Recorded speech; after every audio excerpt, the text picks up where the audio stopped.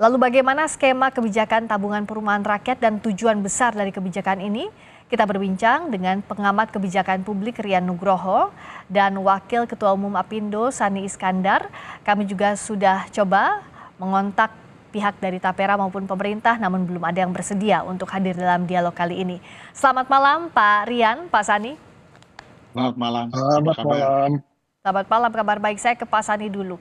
Tadi Apindo tegas menyatakan menolak kebijakan ini. Dari sisi memberatkannya seperti apa kalau dari Apindo? Ya, jadi mungkin bahasa yang lebih tepat. Tadi saya ngobrol dengan Ibu Ketum, Bu Sinta. Jadi pengertian menolak itu, yang kita tolak adalah kalau kita itu membayar iuran itu 2 kali untuk hal yang sama. Dalam hal ini adalah untuk tabungan karyawan untuk mendapatkan perumahan. Jadi sebetulnya kita ini mendukung untuk karyawan punya rumah dan segala macam, untuk iurannya juga. Namun kalau yang diiur itu 2 kali, tentunya itu kan ya tidak tepat ya. Jadi memang ya kalau Presiden menyampaikan semuanya sudah dihitung dan sebagainya, ya saya berharap masukan ke Presiden ini harus yang pas. Karena apa? Dari dulu standpointnya Apindo jelas, jadi memang kita ini sudah, para pekerja maupun pelaku usaha ini kan sudah mengiur, itu yang namanya khususnya kalau dikaitkan dengan iuran perumahan rakyat, itu adalah iuran BPJS Ketenagakerjaan, Ya, di mana di situ ada unsur jaminan hari tua, dan di unsur jaminan hari tua itu ada manfaat layanan tambahan oke. atau MLT. Konon ceritanya, bukan ceritanya, ini data yang tadi saya konfirmasi dengan BPJS TK, Ya, itu dari total iuran yang 700 T sekian, itu khusus untuk yang CHT itu sudah terkumpul 400 triliun lebih, dan 30%-nya itu yang sebetulnya bisa untuk manfaat layanan tambahan untuk perumahan, itu 138 T. oke. Itu duit itu besar sekali. Jadi harusnya itu yang diambilkan dari situ, itu Ya, jatahnya karyawan. Jadi ya. jangan kemudian sekarang pekerja dan pemberi kerja ini diminta bayar iuran lagi yang namanya tapera. Tapera, iya. Seperti Oh, itu. oke. Nah, dari Pak Rian, dengan adanya kebijakan Tapera 3% ini Anda menilai juga tidak efektifkah seperti yang Pak Sani sampaikan? Kan komponennya sudah ada di BPJS Ketenagakerjaan, kenapa harus bayar double, dipotong double begitu? Begini, kami dari Masyarakat Kebijakan Publik Indonesia, MAKPI ya, kami juga belum pernah diajak untuk ikut mendengarkan kebijakan itu. Sebenarnya hal yang paling penting bagi kita adalah jangan sampai presiden itu udah menaikkan sebuah kebijakan, terus kemudian ditarik lagi. Ini Ya. kan ini kan kasihan presiden. Saya kira bahwa presiden sangat melindungi para anggota timnya sehingga Pak Presiden mengatakan sudah dihitung. Tetapi hitungan kami tidak ke sana. Jadi apalagi disampaikan pertama bahwa itu katanya compulsory, tapi pasal 7 mengatakan wajib loh itu. Dan Ya, wajibnya itu semuanya ternyata nomor satu sampai berapa loh. Kalau wajib semua kenapa dirinci satu persatu, itu juga agak lucu juga. Jadi kedua adalah disampaikan bahwa hitung-hitungannya nanti pada umur 58 tahun bisa dapat rumah. Lah kan itu kejauhan itu. Nah, hal yang penting begini loh. Eh, hal iqbal tentang perumahan itu bukan kebijakan yang biasa loh. Amerika Serikat tahun 98 salah membuat kebijakan perumahan. Tahun 2008 itu Wall Street collapse loh itu. ya, Gara-gara CDO itu. Jadi inilah yang kami teliti di MAKPI sebagai namanya kutukan kebijakan 10 tahunan. Tahun 88 kita bikin Pakto 88, 98 kita kolaps loh. ya. Jadi di dalam komunitas kami selalu mengingatkan, tolong kalau berkebijakan hitung 10 tahun ke depan apa akibatnya. Itu namanya regulatory, orang bilang namanya regulatory impact assessment. Kita bilang namanya policy impact assessment.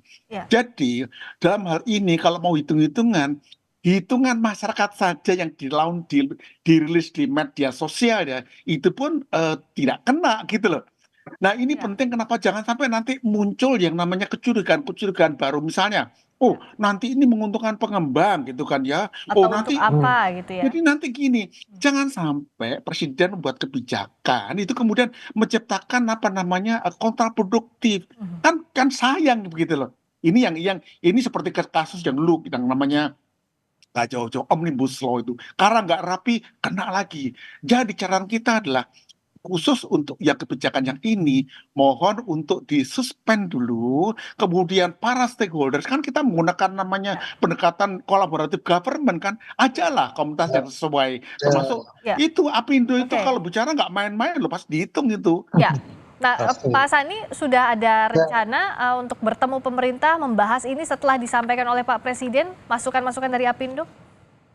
Nah, makanya, jadi kita sih sangat siap ya, karena setelah keluar PP yang tahun 2020, itu dari komisioner Tapera juga sudah ketemu kami, dijelaskan sudah paham sekali. Bahkan waktu itu kami sudah roadshow ke Kementerian Tenaga Kerja, ke BPJSTK, dan juga ke bank-bank pemerintah di bawah Himbara.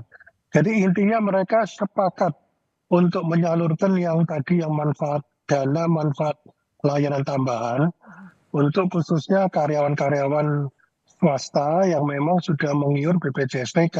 Ya. Nah ini makanya tadi saya nambahkan yang disampaikan Pak Rian, harusnya itu memang setiap kali keluarnya daripada satu kebijakan pemerintah, harusnya itu kan melalui satu proses yang namanya itu RIA, Regulatory Impact Analysis, di mana itu semua stakeholders itu diajak bicara. Lah ini perwakilan dari pekerja, teman-teman serikat buruh nggak diajak ngomong, Apindo perwakilan dari dunia usaha tidak diajak bicara, Ya. tiba-tiba keluar seperti ini. Ini kan tentunya tidak baik ya. Saya rasa itu. Ya, dan Pak Rian, ini kan yang menjerit itu terutama untuk selain pelaku usaha juga pegawai yang kelas menengah tidak dapat bansos, tapi juga banyak potongan-potongan dari gajinya ditambah dipotong lagi 3% dari tapera, itu jumlah yang sangat besar begitu. Nah, apa sebenarnya yang bisa dilakukan dalam jangka pendek ini? Kalaupun tadi dari Apindo belum diajak berbicara juga oleh pemerintah. Nah, kemana saluran masyarakat ini agar bisa didengar semestinya? Saya tidak tahu ya, karena ini saya mau ilustrasi aja. Saya lupa tahun berapa ketika Pak Jokowi memindahkan pasar Kredian di Solo, itu Pak Jokowi 20 kali loh ketemu dengan para pedagang pasar itu loh. Sekarang kenapa teman-teman yang bantu Pak Jokowi ini tidak menggunakan pola itu? Karena Pak Jokowi itu kolaboratif.